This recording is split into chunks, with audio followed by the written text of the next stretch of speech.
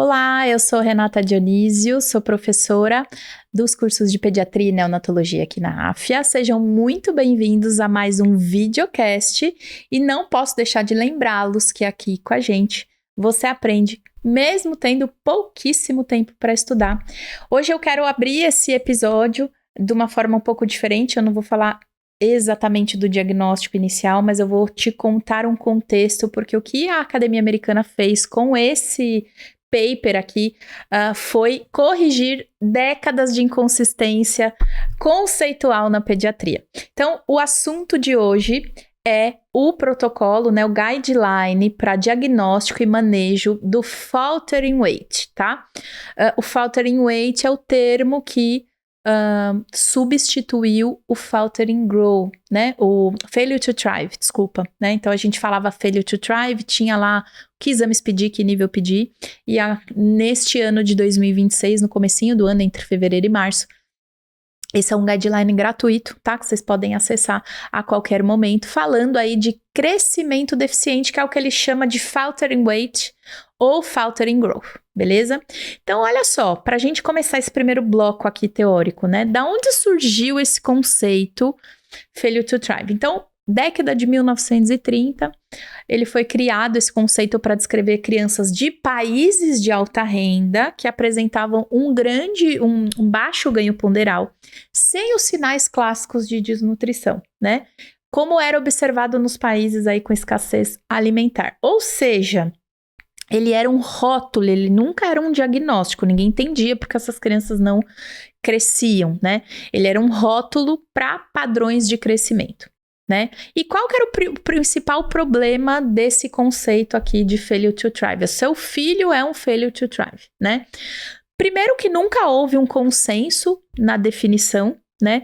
Teve épocas que a gente usava percentil de peso abaixo do 3 ou do 5, né, passando de curvas, desaceleração do crescimento, circunferência do braço, que hoje está muito mais relacionada à desnutrição, né, relação peso-idade, né, então aquela curva peso para estatura, né, e isso gerou um cenário muito heterogêneo, tinha tanto um subdiagnóstico como um sobrediagnóstico, né?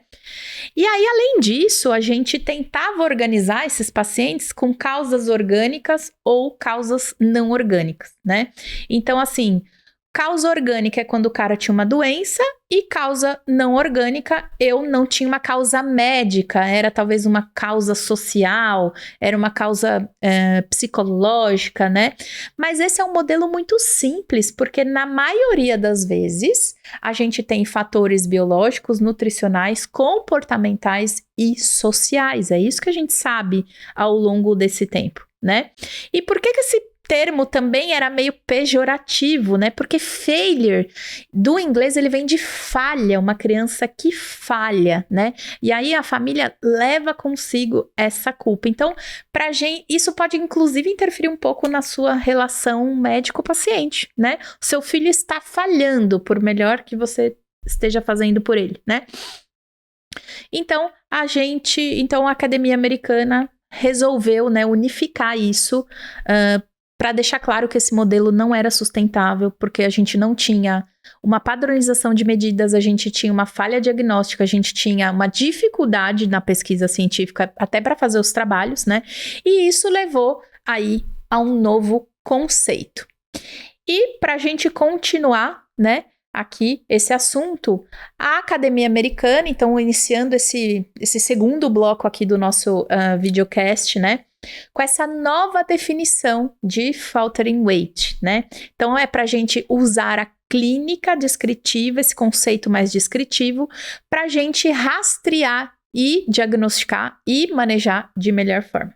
Então saiu o failure to thrive, entrou o faltering weight, vocês vão achar também como faltering growth, tá?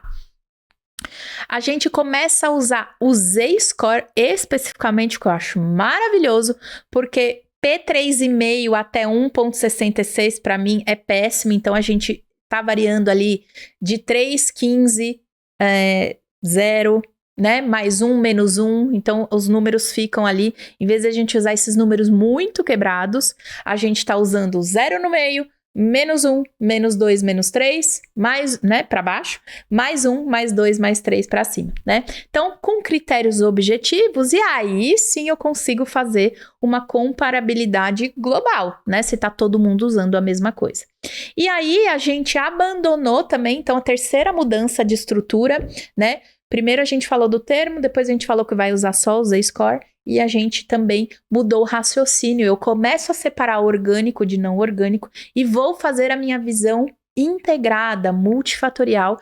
E esse é o caminho de muitas especialidades, a gente já falou em outros videocasts, né? Em como a nossa tentativa de ter uma visão mais integral de todos os nossos pacientes. Tem o charlatão que fala que faz medicina integrativa como uma especialidade, mas na verdade essa é uma qualidade do médico, né? Uma qualidade que deveria estar presente aí em todas as especialidades, né? E aí, como que ficou a definição? Olha só, é um critério baseado em medidas antropométricas com pelo menos um desses critérios que eu vou ler aqui contigo, ó. Peso para a estatura ou IMC no menos 1,65 Z-score, que é mais ou menos o percentil 5. Se o carinha for menor de 2 anos, eu tenho uma velocidade de ganho de peso menor que menos 2 no Z-score, e daí tem uma tabela para isso, velocidade de ganho de peso, tá? Ou se ele caiu 1 ou mais Z-score. Então, ele estava no 0 e foi parar no menos 1. Se ele estava no 0, foi parar no menos 2, tá? Então, assim, esse 1,65 ainda me incomoda, mas já é um pouco melhor do que a gente ficar utilizando números muito quebrados, tá? Então, você vai substituir completamente o percentil, você vai usar só Z-score. E esse menor de 2 anos velocidade de ganho, é muito interessante esse conceito, né? Porque vamos supor assim, ó, você tem um filho de mãe diabético que nasceu com 4,5 kg, então ele tá lá pra cima na curva, não é o percentil, não é o Z-score 0, não é o nosso percentil 50. E aí, em algum momento, ele vai começar a cair na sua curva, geralmente lá pro 6º mês ele começa a entrar no perfil genético, né? E depois ele estabiliza. Essa modificação aqui de curva, eu não posso chamar de queda de menos 1 Z-score, eu não posso chamar de faltering weight, né? Porque eu tô falando de uma adaptação de um bebê que era, né, com uma insulina muito alta, né? Ficou grandão, a insulina agiu como hormônio do crescimento e depois ele estabilizou. E o outro ponto que eu acho muito interessante é que velocidade de ganho, ela é muito importante, porque antes a gente só olhava esse cara atravessar os percentis, agora eu tô calculando, entendendo se o quanto ele cresce está de fato estável, né? Isso tira um pouco ali, refina um pouco a visão. E aí, por que, né, não usar o percentil e usar o Z-score, né? Então, a gente já sabe, né, distância média permite uma avaliação muito mais precisa, né? Ela é o padrão para avaliação nutricional global, né? E a gente vai aí olhar principalmente para os extremos da curva, ela é mais precisa que o percentil, né? E aí, como eu falei para vocês, né? As crianças com esse critério, todas elas estão desnutridas? Não, ela é um instrumento de rastreio e não um diagnóstico definitivo. Exatamente o que eu falei para você, um bebê que sai ali da sua constituição de crescimento por influência intrauterina, por exemplo, um filho de mãe diabética que nasce GIG, em algum momento ele vai cair nessa curva, que não quer dizer que ele está desnutrindo, ele está se adaptando, né? Então, GIGs, os pequenos para a idade gestacional, que muitas vezes podem começar lá abaixo do menos 3, do menos 2 e depois chegar no seu perfil genético, né? Condições genéticas, então, se você tiver um pacientinho com trissomia do 21, use as curvas para pacientes com trissomia do 21. Se você tiver pacientes com paralisia cerebral, você vai usar as curvas específicas, né? Então, você vai tirando aí esses ruídos para você fazer um bom diagnóstico, né? E essa nova definição, ela tem um objetivo principal, que é detectar a desnutrição precoce, apesar de que o nosso problema atual dentro da pediatria é obesidade, não desnutrição, mas antes de que aquilo comprometa linearmente aquela curva ou até o desenvolvimento cognitivo, a gente já começa a entender a desnutrição precoce, né? Então, Por isso que ela excluiu aí a altura isolada como critério inicial, porque a gente sabe que a altura vai falar de condições mais crônicas, né? Quando a criança já tá perdendo altura por causa de desnutrição, ela já passou um bom tempo desnutrida, né? Então, assim, faltering weight é uma doença? É uma pergunta importante aqui que esse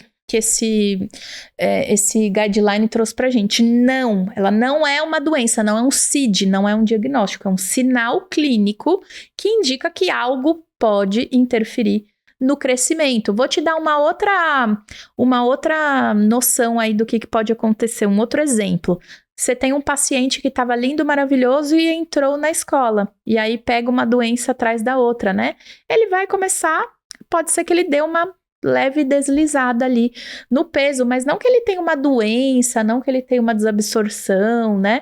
Ele é um sinal clínico ali de que algo nutricional, médico, comportamental, social, o cara entrou na creche, né? Está interferindo ali nesse crescimento. Beleza? Então, o comecinho desse guideline é toda essa descrição, né? A parte histórica que eu quis trazer para você entender por que isso pesava para quem faz pediatria de consultório, de ambulatório, quem avalia nutricionalmente, né? E se você é aluno do curso de atualização, você vai ficar comigo mais um pouquinho, porque eu tenho coisas muito legais para te contar ainda. E se você não é e deveria ser, eu me despeço aqui de vocês. Muito obrigada por nos assistir.